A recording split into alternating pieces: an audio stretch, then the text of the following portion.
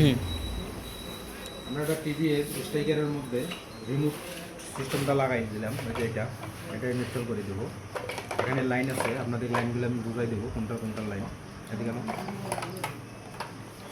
এই যে কালোটা যাবে আর্থিং ব্যাটারির সাথে, লালটা যাবে এটাও ব্যাটারির সাথে, ব্যাটারি ফেস, এটা ব্যাটারির মাইনাসে দিতে হবে, আর কালোটা হলো প্লাস। তারপরে এই যে এই দুটো তার, এই দুটো দেবেন পেছনের সাইড লাইটের সঙ্গে, পিছনের ইন্ডিকেটারের সাথে যাবে সাইড লাইট। তারপরে এই কালারের যে তারটা, এটা যাবে আপনার হলো সেলফ কন্ডাক্টের সাথে যাবে এটা।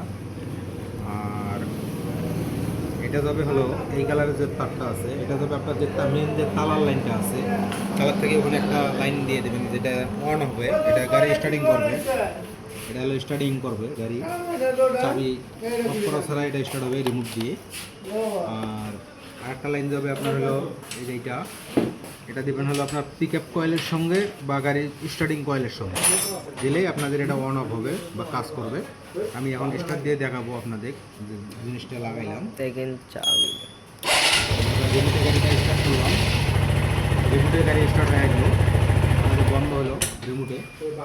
চাবি নেই এখানে, চাবি দেখেন খোলা আছে। চলো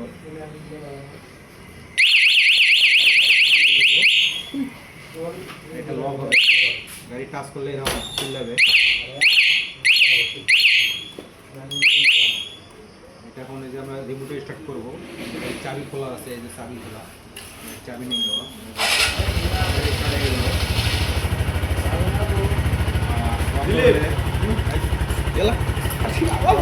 বন্ধ হলে এই যে আবার রিমোটেই বন্ধ হবে, চাবির আর এখন দরকার নেই।